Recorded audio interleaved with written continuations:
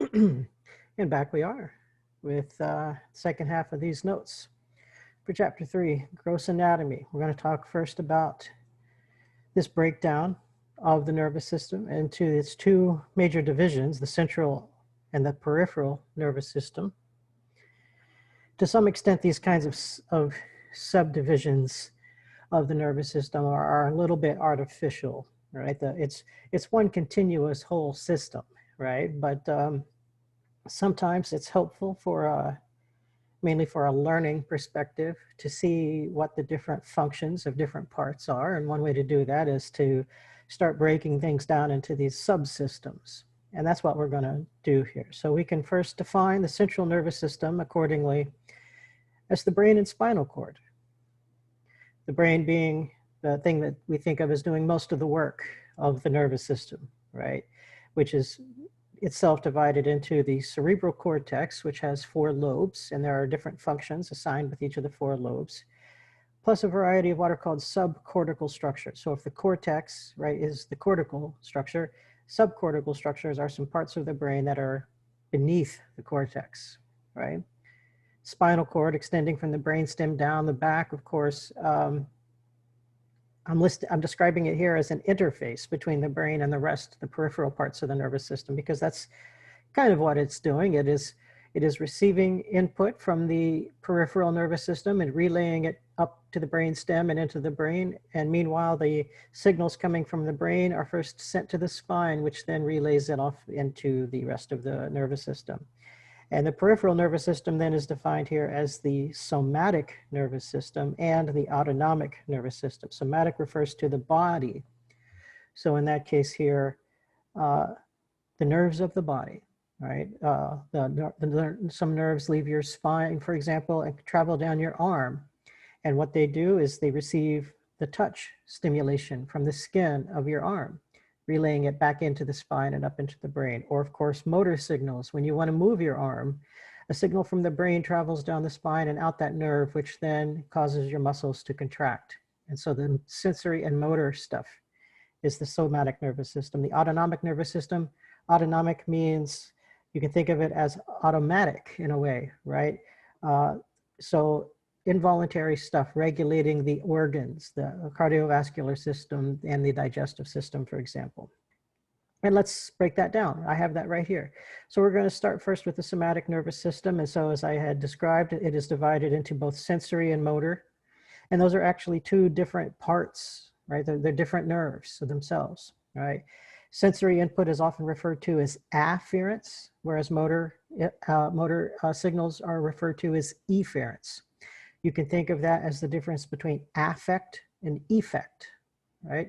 So to affect something means that you are being influenced by it, and that's what sensory nerves do, right? They affect you, right? And sometimes we also use the word affect to describe our emotional reactions because it's usually the result of some sensory input, right?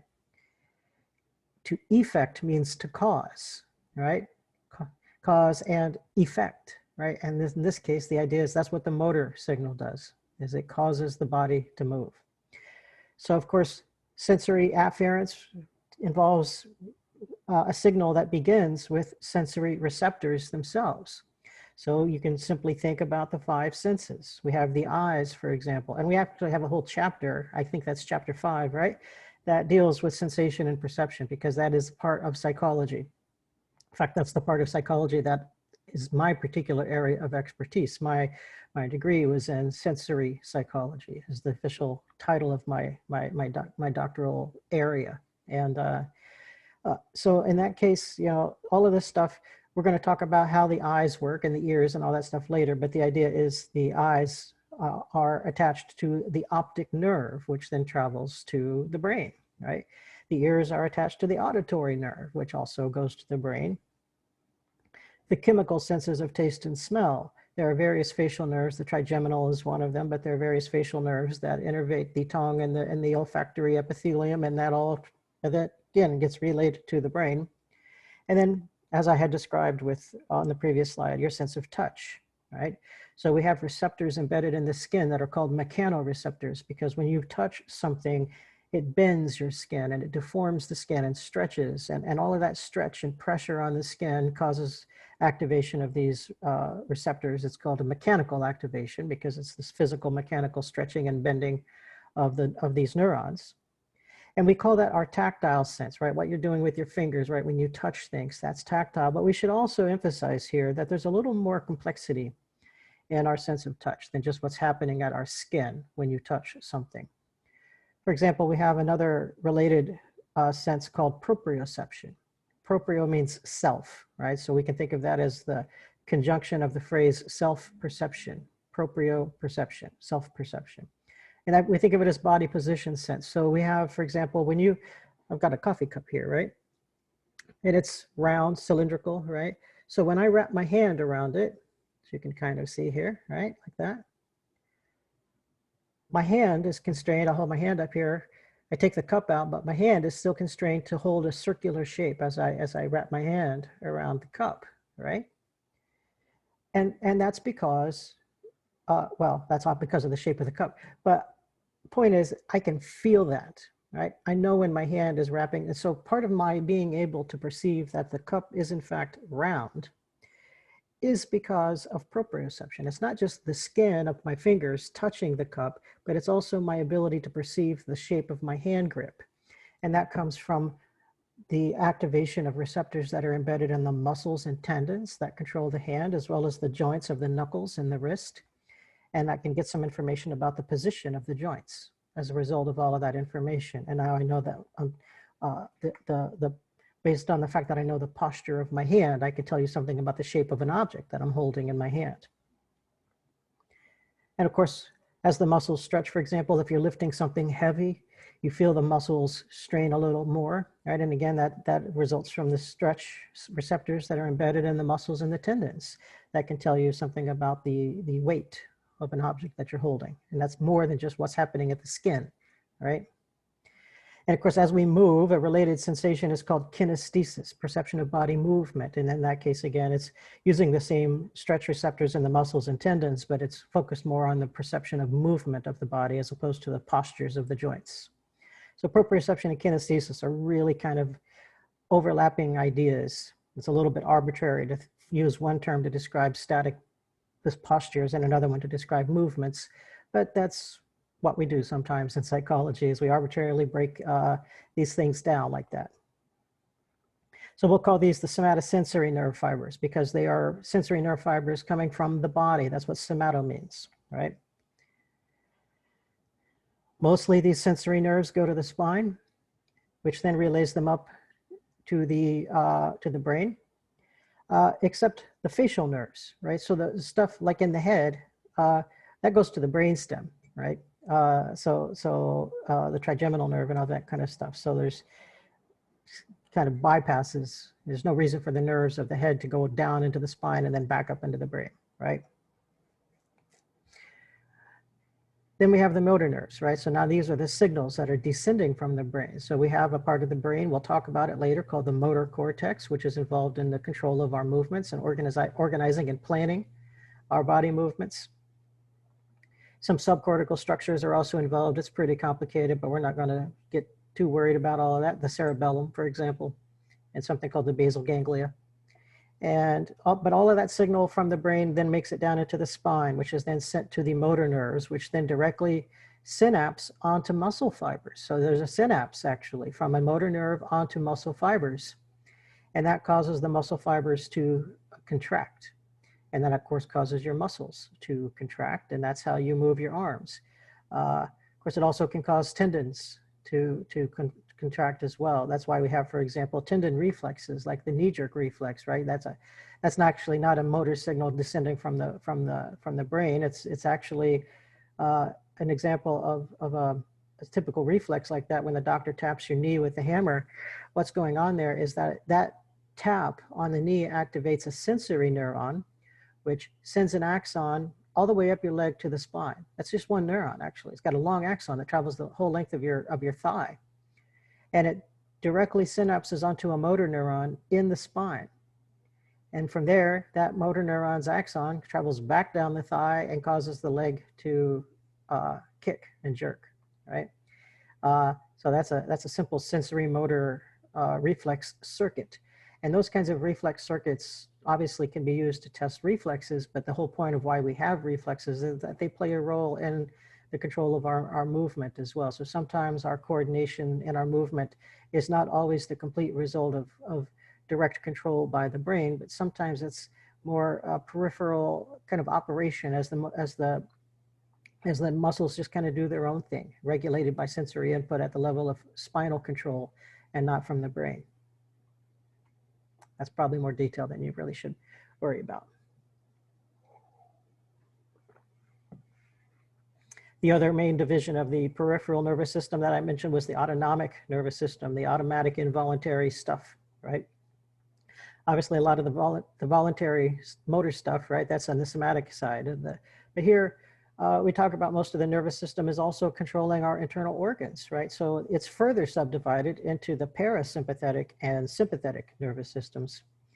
Parasympathetic is sometimes called the rest and digest system because it is the part of the autonomic system that is typically working for us in most situations. That is, when we are not stressed, our parasympathetic nervous system should be in charge of our internal organs. This allows us to regulate our basic cardiovascular activity, right? So it determines our resting heart rate, although it also does other things. So for example, your heart rate is not always exactly constant. If you're sitting perfectly still and you're not moving, your heart rate is pretty close to constant, but it's not exactly. But as you start to do simple movements, even something as simple as me lifting the coffee cup to my mouth and taking a drink, that requires energy to go to my muscles, right? And in order to get that energy flowing to the muscles, there has to be a very finely scaled adjustment to the heart rate to get a little extra blood flow, right?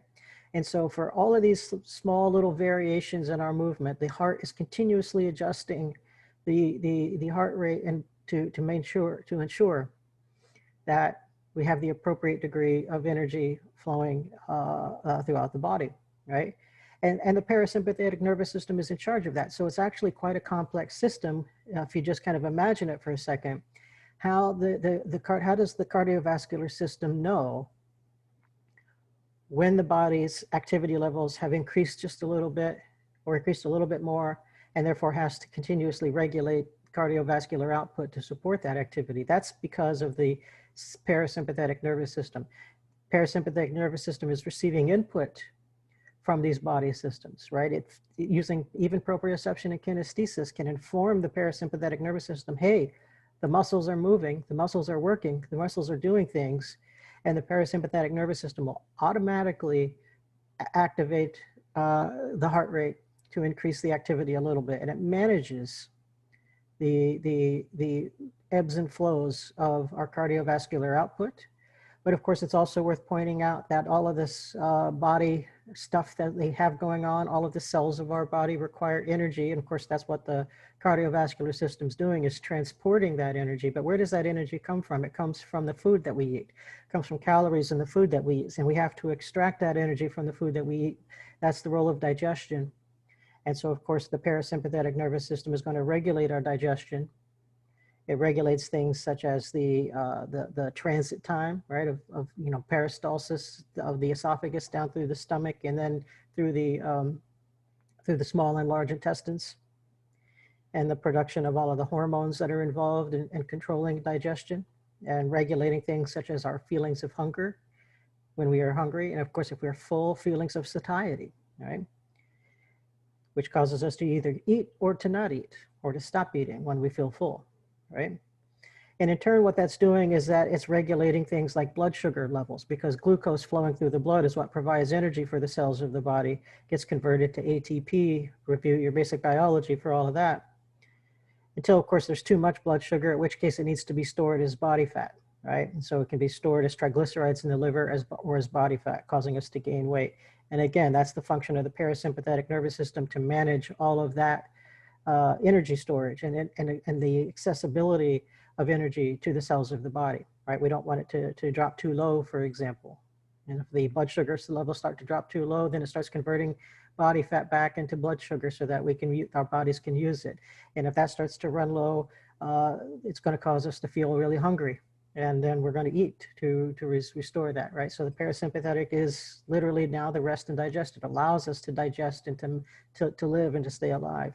Now it's called the rest system because, as I mentioned about the resting heart rate, but also just because it generally takes over when we are in restful, calm, peaceful states. The opposite being the sympathetic nervous system, which is sometimes referred to as the fight or flight system, because in stressful circumstances, we need to change what's happening in the body, right? The fight or flight response refers to the fact that, imagine, for example, if you are, let's pretend we're rabbits, right? And rabbits are doing their basic things, such as coming out in the early evening to look for food, hopping around in your backyard, eating grass and whatnot, whatever they find, right? And that's their parasympathetic nervous system until, of course, a potential predator is detected, right? At which point the animal needs to increase its alertness. And that means that there might need to be some changes to its brain activity to increase that level of alertness. And then if the predator begins to chase the rabbit needs to run. But it needs to run as fast as it can run. It needs to have lots and lots of energy allocated towards running so that it can run fast and return back to its burrow safely.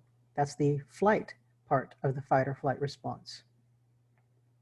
Or in contrast, it might be the fight side, because if the animal manages to get caught, it could try to fight off its predator.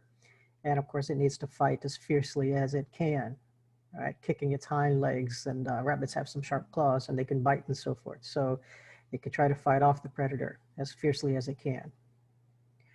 So in order to activate all of these highly intense reactions, we need to have stress hormones, right? So there are a variety of stress hormones. Some of them are produced in the adrenal glands near the kidneys. That includes cortisol, which is a corticosteroid hormone, and epinephrine, or also called adrenaline, right? And these cause a variety of effects, right? One of the things that they do is they stimulate the brain. They activate certain alert parts of the brain that will cause us to be more aware of what's going on, even regulating some emotional reactions like fear and aggression through a part of the brain called the amygdala, which we'll talk about later. What's also interesting here is that sometimes we don't remember stressful situations as well. And psychologists, even sometimes the pseudoscientists like Freud, like to talk about mechanisms like repression, but it's nothing complicated like that. It's really just the fact that these stress hormones that activate the amygdala, which is the emotional reaction, also tend to shut down the hippocampus, which is the memory storage mechanism, right? And it doesn't have to be some mystical thing of psychological repression. It's merely a hormonal thing.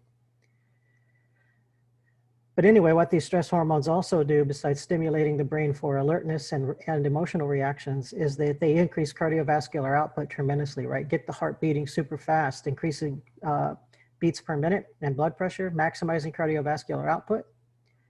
And meanwhile, because digestion is a relatively slow process to extract energy from food, digestion does not need to be happening during this kind of situation. So even though that's an important resource for food, it is a slow food resource, or slow energy resource, I should say. So there are other reserves in the body, such as, of course, the available glucose in the bloodstream at all times, but also there's some other energy reserves in the liver, which can be activated very quickly.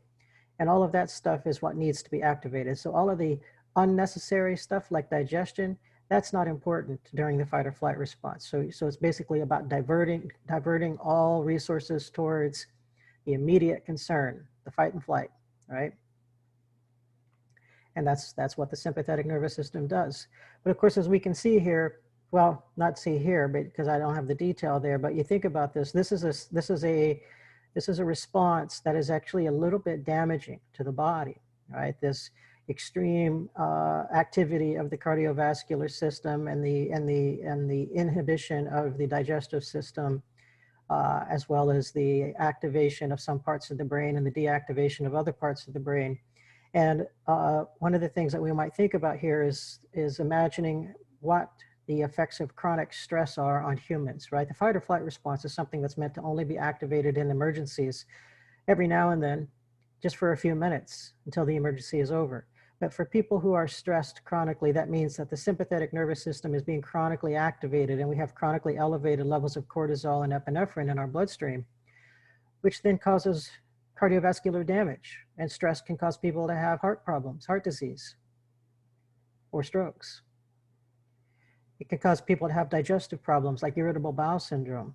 And of course, if you have ever been nervous and had stomach cramps or an urgent need to go to the bathroom, or just that gurgly feeling, butterflies in your stomach, it's because of that kind of stuff, right?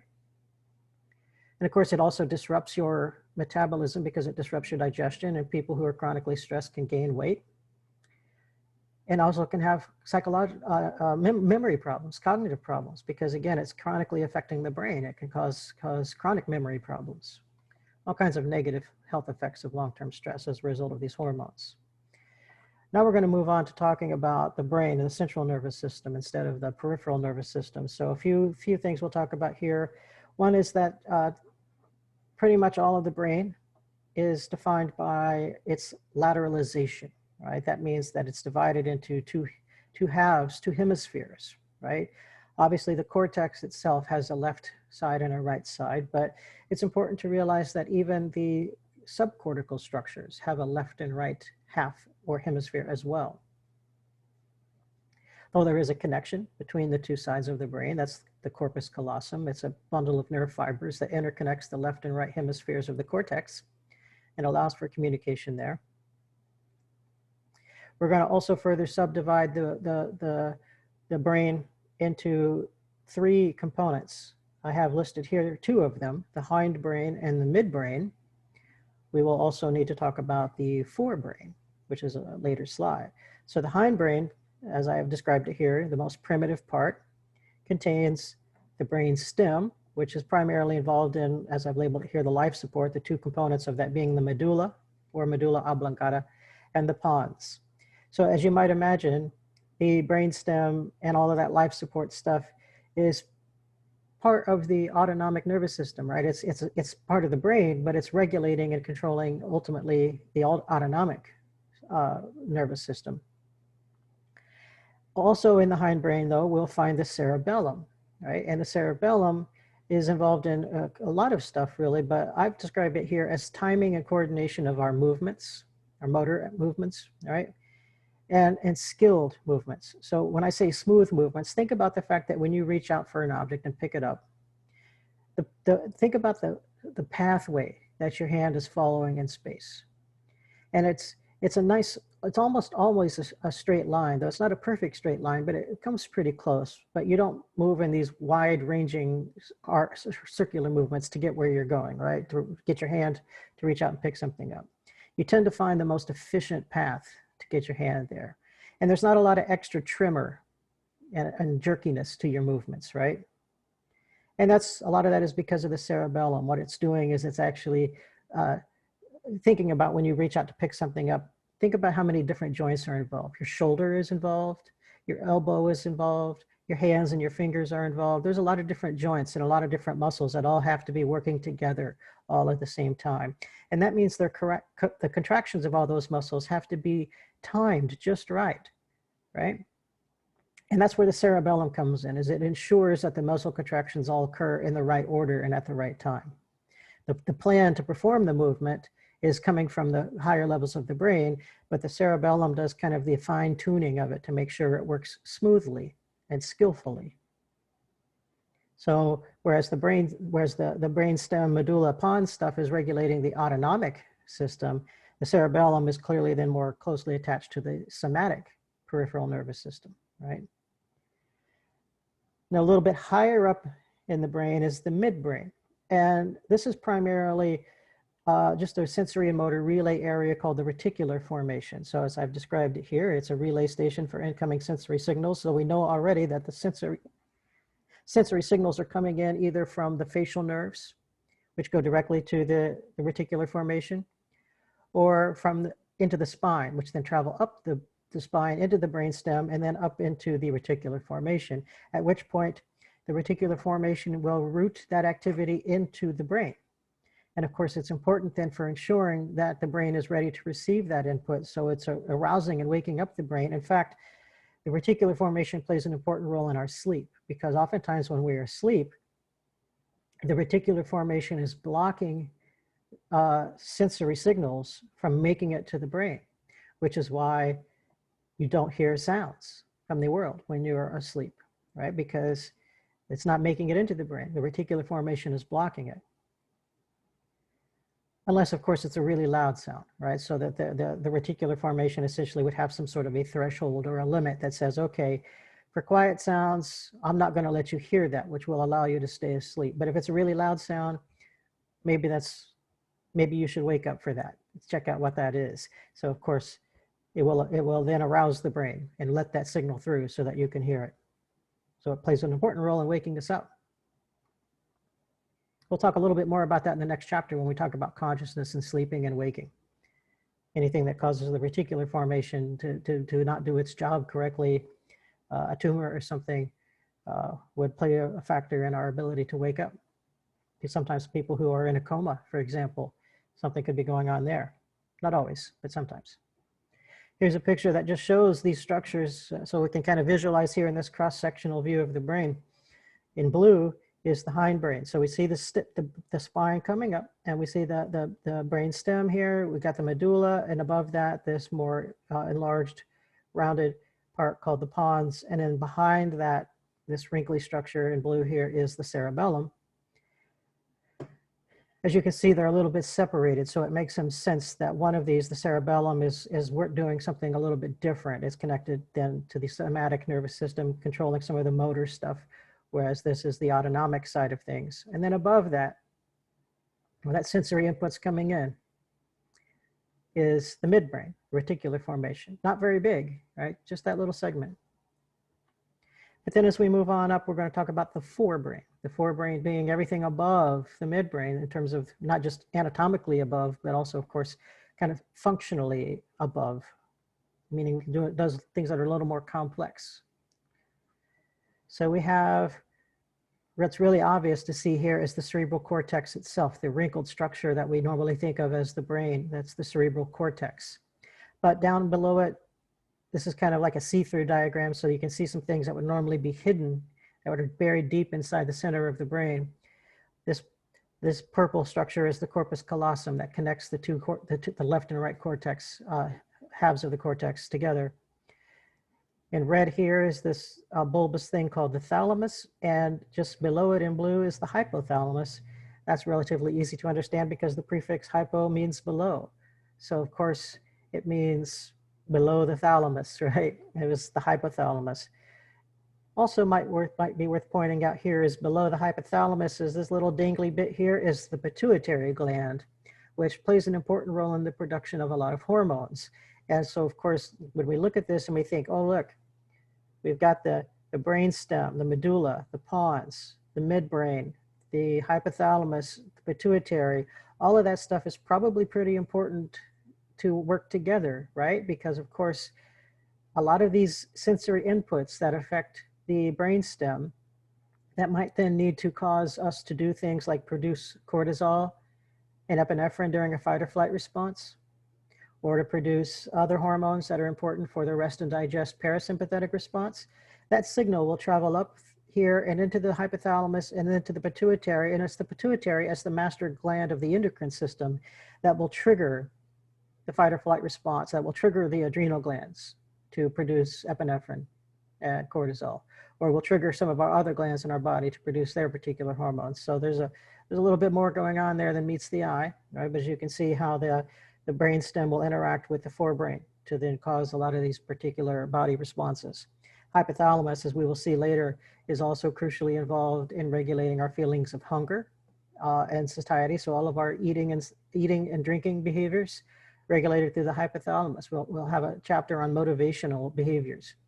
Even sexual behavior regulated through the hypothalamus because sex hormones will be activated. The pituitary will activate the ovaries or the testes to produce sex hormones and then play a role in regulating sexual activity as well.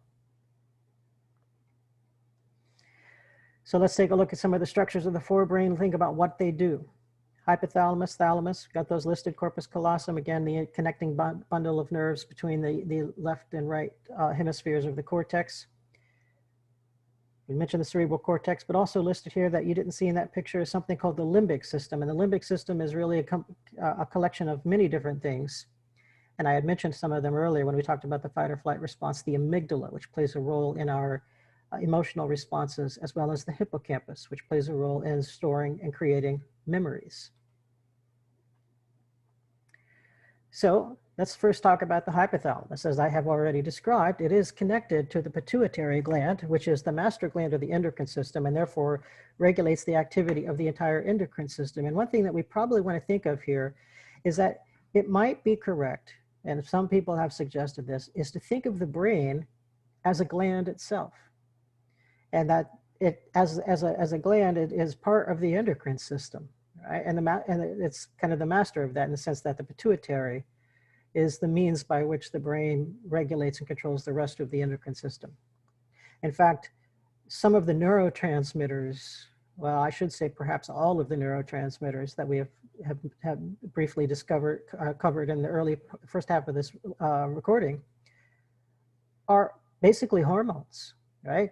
It's just that the hormonal neurotransmitter signal between neurons is a relatively fast process, whereas hormones traveling through the bloodstream and causing other effects in the body is a much slower process, but the chemicals themselves are basically the same. In fact, epinephrine, when it's traveling through the bloodstream, is called epinephrine, but when it's in the nervous system working as a neurotransmitter, it's called norepinephrine. It's just basically the same thing. It's just working in a different way inside the brain as opposed to inside the rest of the body. So as I have described it here, the hypothalamus in conjunction with the pituitary plays a role in a lot of our motivational behaviors. So in the later chapter called Motivation and Emotion, we will see how exactly it does that, but it can regulate sexual behaviors, our sex drive, aggression, eating and drinking behaviors, right? All motivation related behaviors will be regulated by the hypothalamus. The thalamus is another sensory relay system. So kind of like the reticular formation, but whereas the reticular formation is basically just a block that can either arouse the brain and prepare it for sensory input or kind of shut it down to help us stay asleep, the thalamus is really an organizing system, right? Because what it has to do here, and we're going to see this when we talk about the different divisions of the cerebral cortex, is that there are specialized sections of the cortex that are appropriate for visual inputs, right? It's called visual cortex. And that means that the inputs coming from the eyes need to go to that part of the brain. And that's the thalamus's job, is to receive the optic nerve input from the eyes and then send it to the visual parts of the brain. And likewise, it's going to receive auditory nerve inputs from the ears and then send that to the appropriate part of the auditory cortex, right? And the same goes, there's a somatosensory cortex in the brain as well that's processing all of our touch and body inputs, all of that tactile, proprioception, kinesthesis stuff. And the thalamus is going to relay that to the appropriate section as well. Here's the limbic system. Now, we've talked about this a little bit. Hypothalamus is actually part of the limbic system, right? So that motivational and emotional stuff that we talked about. And of course, that means it's also going to play a role in coordinating behaviors that are related to that. So as I said, the motivational side of things might be something like, I feel hungry. That causes me to have the motivation to eat. And so then it's going to activate the eating behavior. And it's likewise when it comes to drinking, making you feel thirsty and wanting to drink. Hypothalamus plays a role in both creating the feelings of that, but also triggering the behaviors that are involved in satisfying the need. And that's why we're calling this motivational behavior, because we are, those feelings motivate us to do things, right? The hippocampus, as I had mentioned, plays an important role in forming new memories. This was discovered in the mid-20th century when there were a few cases of people, most famously a patient named HM for his initials. He recently died just a few years ago, and we were able to learn his real name, which was Henri Molaison. And if I'm saying that right, I don't really do French pronunciation very well.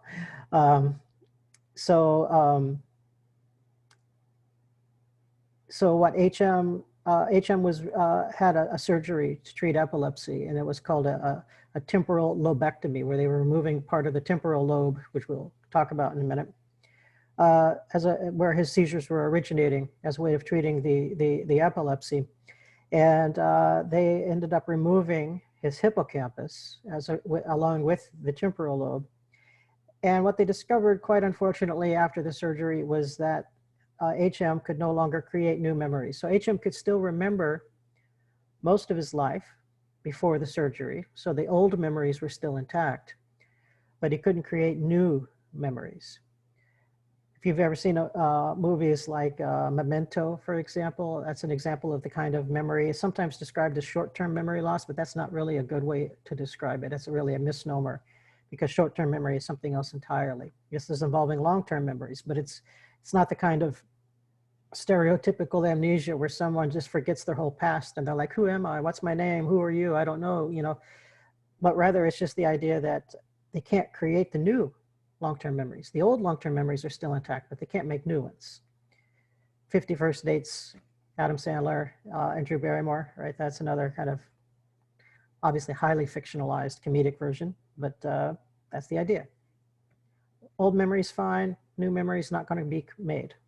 And then, as I had mentioned, also the amygdala, right? So regulating some of these emotional reactions like fear and aggression. We know, for example, that we can artificially stimulate. So we know already that the neurons work as these electrical signals, right, with the positive and negatively charged ions.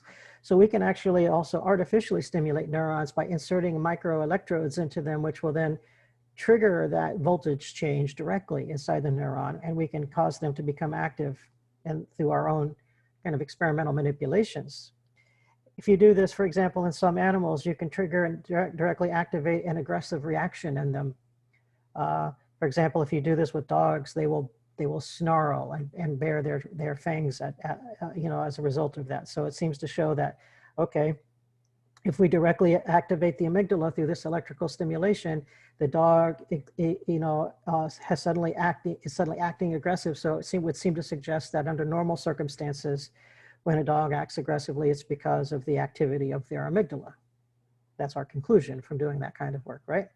We also know that it's possible that we can completely damage the amygdala. So we can also do that experimentally. You can insert a small probe that superheats the neurons and kills them. And therefore you're lesioning the amygdala, you're damaging it so that it no longer functions at all.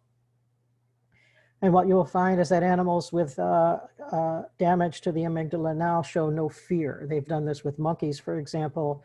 And what they find is that it's two interesting things that happen. One is that they would normally be afraid of snakes. And now they show no fear of that. But they also show hypersexuality. They just have sex constantly. So one of the things that we can think of when it comes to the amygdala and these fear and aggression responses and sexuality as well is something that in biological psychology is called approach and avoidance behaviors.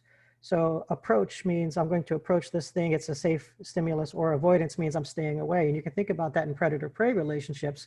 The predator approaches, the prey avoids, right? But sexual behavior is another example of approach behavior too. So apparently what the lesioning of the amygdala does is it eliminates all avoidance responses and magnifies the approach responses. Whereas stimulation maybe does something else, the opposite perhaps. It magnifies the avoidance because a dog that's snarling and acting aggressively is actually a warning for you to stay away, right? So in that case, that's magnifying the avoidance as opposed to the approach. Well, here's some more pictures. So let us have a look at some of these things. So we can try to visualize the limbic system. So again, we can see here would be the thalamus, not labeled, but below that here is the hypothalamus, right? And connected here to the pituitary. It's a little bit different from what we saw before, but it would really kind of be connected all through here. Now, wrapping around this entire structure, we have things such as the amygdala here, right? And just below the amygdala is the hippocampus. So you can see their proximity in the nervous system, and therefore they're part of that same kind of limbic system. So in this color coding of this kind of darker, yellowish orange, right? All of this stuff wrapping around. This is all part of the limbic system. In fact, this wraparound over here would be considered what's called the limbic cortex, right? Where the limbic system is not just these structures of the amygdala, hippocampus, hypothalamus, pituitary, but also parts that communicate with the rest of the brain, right? And therefore can relay that information into the brain so that we become aware of our feelings, right? So if the amygdala, for example, might play a big role in causing the fear and aggression reactions, we still need to be aware of that and maybe make some conscious choices as a result of that. And that's why the prefrontal cortex is highlighted here as well, because through the limbic cortex, the prefrontal cortex can be activated as a result of these emotional responses. And the prefrontal cortex, right up here in the front of the brain, right? This is where we engage in a lot of what we'll call our higher reasoning skills, right? Our planning, problem solving, decision-making skills. That's prefrontal for the most part. So we need to make some decisions in reaction to some threat. For example, prefrontal cortex needs to know about it, right? So let's talk about the cortex, the cerebral cortex. What's going on here? So of course, as I've described it, it's where we'll find higher thought, decision-making, reasoning, all of that sort of stuff, but also perception, right? Conscious perception, being aware of what it is we're looking at, what we're hearing, what we're seeing, what we're tasting, touching, right? And also perhaps our personality traits, the things that make us who we are, our intelligence and our extroversion or our conscientiousness, all of the things that create some consistency to our behaviors. So in that sense, it's the most advanced part of the brain, whereas the brain stem structures are pretty simplistic. And in terms of their anatomy and their function is very similar to other animal species. Our cortex differentiates our brain from other animals. It's much larger in comparison to our body size compared to other animal species. So for example, other animals might have comparatively bigger brains because they are bigger animals than we are, right? Dolphins perhaps, gorillas perhaps, but in terms of the brain size in relationship to the body size, that's called the encephalization quotient. Humans are much higher in terms of the encephalization quotient compared to any other animal species. Only the dolphin probably, I think, comes close to that. So we're going to talk now, so that the importance there is that when it comes to brain size in absolute terms is not necessarily an indicator of intelligence, but encephalization quotient might be a more direct indicator of intelligence. And that really only works when we start making across species comparisons, right? So to say that the encephalization quotient is higher in humans compared to dogs would indicate something about human capacity for cognition that is superior to that of dogs. But we don't do so well when it comes to making within species comparisons. So if I say that person A has a bigger brain than person B, does that mean that person A is smarter than person B? And the answer to there is no, not really. That's not going to help us understand individual differences as to who's got the bigger brain, right? Despite the fact that we sometimes say that, we'll say, look at the big brain on you, right? But that's just a colloquialism. Doesn't literally mean that you have to have a big brain to be an intelligent human, because all humans have more or less pretty similar brains. I recently heard an NPR broadcast about Einstein, but I've heard this for a long time. People wanted to study Einstein's brain because they thought, oh, you know, guy was a genius. He must have had a big brain. But he actually had a pretty ordinary brain, right? So again, you don't have to have a giant brain to be smart. Let's talk about the multiple lobes here. So we're going to give them names. We got 4 lobes: the frontal lobe, the parietal lobe, the temporal lobe, and the occipital lobe. Let's have a picture. There's a little bit more going on here than just the 4 lobes, but we can kind of see it here. So I'm going to encircle with the mouse pointer here the frontal lobe of the brain. Notice that it's incorporating this big pink area, but it also includes this little purple area here, and also this reddish orange strip of cortex right here. So as I move around, I'm incorporating all 3 of those colors here. So let's talk about first the very front of the frontal lobe, what we previously called the prefrontal lobe, because it's the furthest forward in the brain. Problem solving, listed there, concentration, thinking, personality, A lot of that reaction, all of that stuff is up here. But what's this right here? It's labeled as the motor area. So this is also called the motor cortex, but it's part of the frontal lobe because when I make the decision, I want to do something such as I want to reach out and pick up my cup of coffee and take a drink. The decision and the planning and the reasoning for that will occur in the prefrontal cortex. And of course, that's going to transfer into the voluntary control of my muscles to say, oh, now I need to activate all of the relevant muscles to start that movement. And that's going to be in the motor cortex part. But that's part of the frontal lobe. It's part of that voluntary stuff, right? So that's why movement is also listed here. Now, what's labeled here as Brokaw's area is right up there adjacent to motor cortex, but it's specifically related to speech because when I have the plan, instead of talking about, I want to reach out to pick up my cup of coffee, if I want to tell you about my plan to reach up and pick up my cup of coffee, as I just did, that means that the plan, which again may start in the frontal lobe of the brain, needs to be turned into words, language. And that's what Brokaw's area does, is it plans the language. And then once the language is planned, it has to be executed by my mouth, my lips, all of the speech articulators, the vocal cords, the tongue, the lips, the jaw, all of that stuff has to move. So of course, that's going to transmit from Brokaw's area right into motor cortex right next door so that it can move all of the parts. So it begins as a thought in the prefrontal cortex, which becomes a speech plan in Brokaw's area, which becomes an actual movement regulated by the motor cortex, but it all stays in the frontal lobe there until, of course, it gets sent out to the spine and to the motor nerves, right? Let's move a little bit farther back.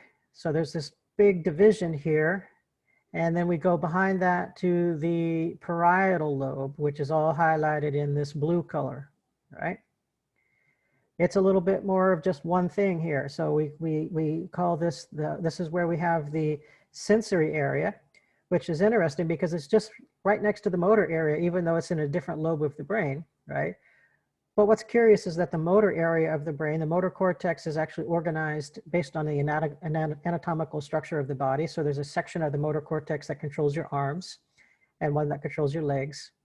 And when we were talking about the lateralization issue, I didn't mention, but you might know this already, that the left side of the brain, which appears to be what we're looking at in this person, controls the right side of the body, right? And the right side of the brain controls the left side of the body. And then correspondingly in the sensory part of the brain, in the parietal lobe, this is where we get all that touch input. And likewise, this strip of cortex that I'm moving with the mouse cursor here is organized a lot like the motor cortex. There's a section that responds to different parts of the body. There's a part that responds to touches of the hands and arms, and a different part that responds to touches of the legs or the back or the stomach, right? And likewise, the left side of the sensory area receives input from the right side of the body. The right side half of the brain receives input from the left side of the body. So we get all this body awareness as it's describing here. But there's also some other stuff, maybe, you know, of course that's perception, right? Some attention stuff. It mentions language, but off the top of my head, I'm not too sure where this, where it would get that. I don't really think much about language in the parietal lobe. Let's move further down to the very back of the brain, where we now see the occipital lobe highlighted in this orangey yellow color. And that's vision. That's pretty much its only job, is it receives visual input. Visual input is one of the more complex of all of the sensory inputs that we receive. Because of its complexity, it receives a lot of attention from sensory psychologists like myself. And when we get to that chapter, we're going to focus a lot more on vision compared to the others because there's so much of that. And of course, as visual inputs, it's doing lots of things. So for example, it's receiving input directly from the eyes via the thalamus that we talked about. But you see that it's really interconnected with the parietal lobe because such things as hand-eye coordination are a thing, right? So that means it would be useful to integrate visual input with the tactile input from your hands so that you can use both vision and touch to control your hands. That's what hand-eye coordination involves, right? Well, of course, that means that the occipital lobe and the parietal lobe need to be working together. And they really kind of don't even look like there's an obvious division there because there really isn't. They really are integrated in a lot of ways so that they can integrate their inputs and work together to control our body awareness, right? But let's talk about the temporal lobe here, which is this big green area plus that little yellow part there. The temporal lobe, as described here, has auditory cortex. So it involves, this is where I'm got the mouse pointer right here at the top of the temporal lobe. That receives input from the ears, of course, rooted by the thalamus. But also it mentions language. That's Wernicke's area, highlighted in yellow, which, like Brokaw's area, is involved in language. But instead of the production side, right, speech control or speech production from Brokaw's area, Wernicke's area is about comprehension. And it makes some sense that it's right next to the auditory cortex for hearing. So when we hear people speak, those sounds are processed in the auditory cortex, but the actual recognition and comprehension of that language occurs in Wernicke's area, which is right there, all right? And then, of course, when we want to respond, that would imply that a signal has to go from Wernicke's area to Brokaw's area so that we can plan our response. And that's exactly the case, is that there are nerve connections directly between those two parts of the brain. But this also describes the temporal lobe as being involved in memory. So for example, that's of course where, when we talked about HM and they removed a part of his temporal lobe, they also took out the hippocampus, because when the hippocampus is embedding those long-term memories, it's embedding them into the temporal lobe of the brain. It's right there behind the temporal lobe, underneath it. You can't see it in this picture, but when we go back here to look at the hippocampus, imagine that what we see is the temporal lobe is not being drawn here so that we can see those subcortical structures, but it would be sitting right over that whole section of the brain. Oops. It also then makes some sense that the occipital visual cortex is connected to this part of the brain, because we also have visual memories too, right? And when I look at something and I can recognize it, it's because of the connections. And I can say, oh yeah, that is a person that I know who's familiar to me, because of the connections between the visual input in the occipital lobe and my memories of people's faces that are in the temporal lobe, as well as my memories for the names of all kinds of things. Oh, and of course, the names of things relates to our language comprehension, and that's Wernicke's area. So all of that stuff about knowledge, names, memories, identity of other people, that's the temporal lobe, right?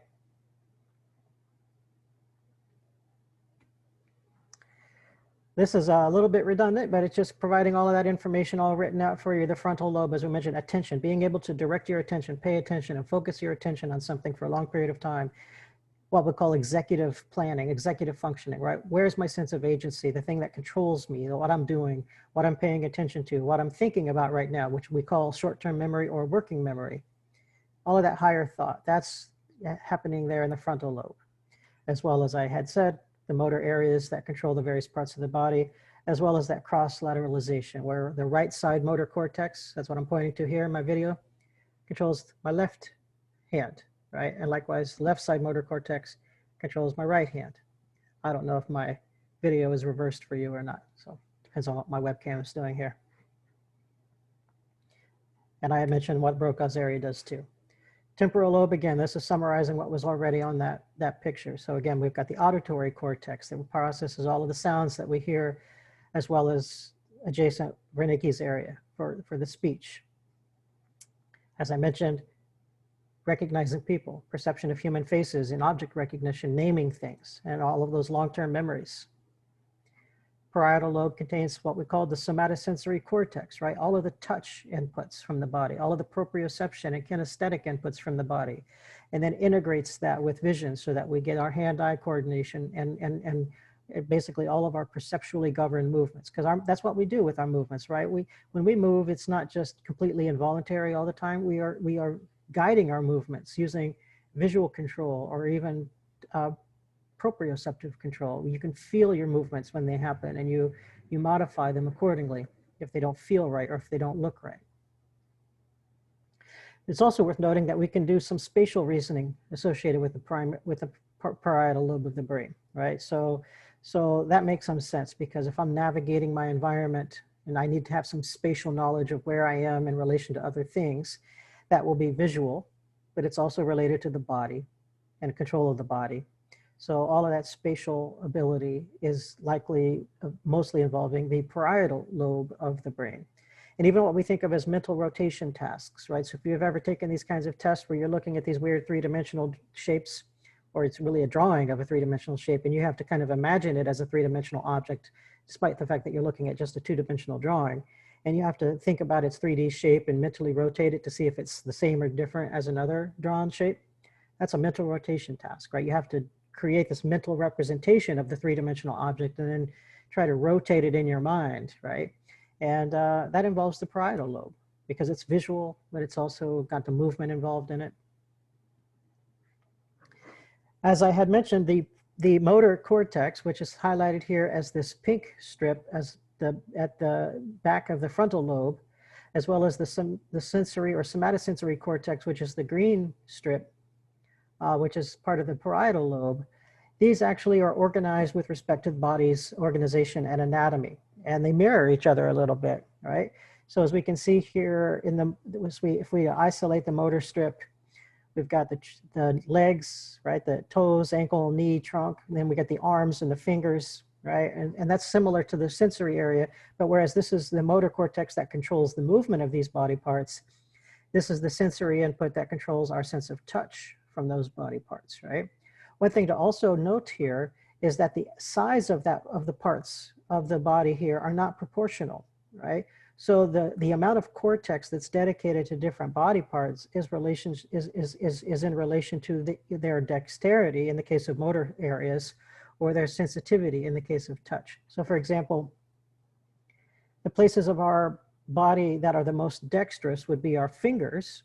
And so our fingers actually get a lot of cortex in comparison to, say, the arm, which just gets a little bit of cortex. Although anatomically the arm is much larger than the fingers, it doesn't need as much brain power to control it. But we need a lot more brain power to control the fingers. So they get more cortex. Likewise, the face, because when we're speaking, there's a lot of complexity to how we move our lips, tongue, and jaw, and vocal cords. So that all has to be regulated. Notice, of course, that all of that stuff is down on this part of the motor cortex, which if we look up here is down here, right at the base of the motor cortex. And that's also right next door to where Brokaw's area is, right, which is the speech planning center. So it makes some sense that they're all right next to each other. And the same is true then for the parietal lobe sensory area.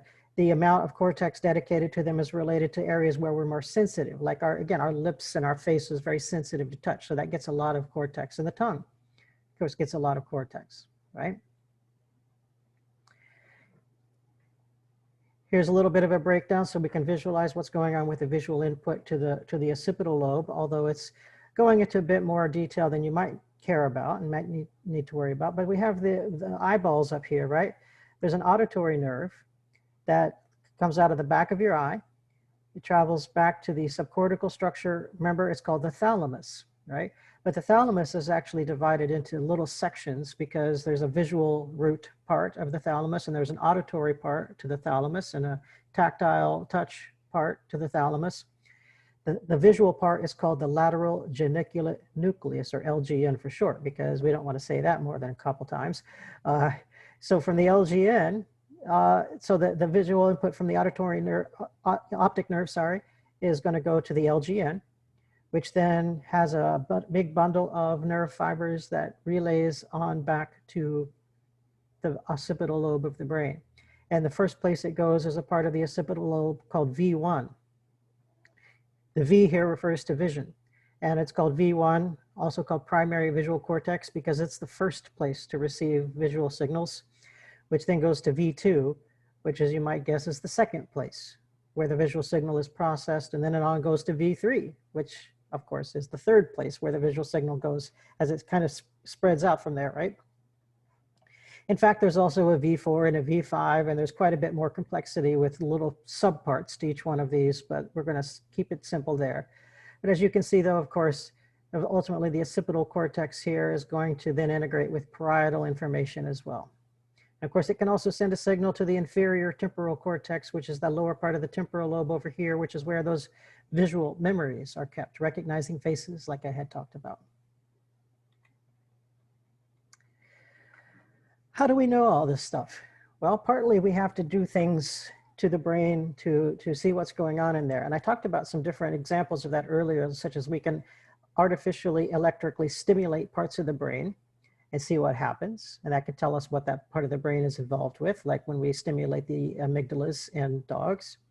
Or we can lesion or damage the brain and see what the person or the animal loses as an ability there, right? And that's a different technique. And we can see whatever they lose must mean that that part of the brain is intimately involved in that ability. And while we can do some stimulation and lesioning studies with animals, it's not quite so ethical with humans, and even of debatable ethical value for animals as well. People will debate that as well, but we have certainly have a history of doing that kind of research with animals. But we can do some other things that are a lot less invasive and damaging, and also then we can do these with humans, and we can get some good connections between brain activity and conscious processes like memory and reasoning and planning and problem solving and perception. And we can map this out using these other technologies. So something called the electroencephalogram, EEG for short, can help us here. Now, we already know that the action potentials in the neurons are electrical in nature. And that means that the electrical activity generates an electrical field that can be detected using sensors that will detect, just like you can use something like a voltmeter to detect whether an electrical wire is live or not, right? The same thing applies here with these sensors that can detect the activity of neurons in the brain. But they don't detect the activity of individual neurons quite so much, right? We got these 85 to 100 billion neurons in the brain, and they all tend to be working together. They work in groups, right? And so as they're working together in groups, it's large pools of neurons that are all firing at the same time that create what we call brain waves, right? So these brain waves, and we can see here, we got all of these sensors attached to the scalp, usually just glued on, that can give us these readouts, all these little irregular looking waves. What we're recording here is the repeated firing of action potentials of very large groups of neurons. And they're firing in rhythmic ways, and there are different rhythms that mean different things. And in chapter 4, we will talk a little bit about what some of those rhythms actually mean, alpha rhythms and beta rhythms and so forth like that. But basically what it also can tell us is that the brain will exhibit certain spikes in these waveforms in response to certain visual stimuli or auditory stimuli. And that can tell us how and where the brain is reacting to that particular stimulus. A little bit better for actually localizing. So this is called cognitive neuroscience, because what we're doing is we're combining these neuroscience methods of being able to image or measure the brain activity, and we're coupling it with cognitive tasks like perceptual tasks or attention tasks or memory tasks, right? So that we can see what's going on in the brain during these tasks. And that's why it's called sometimes functional imaging.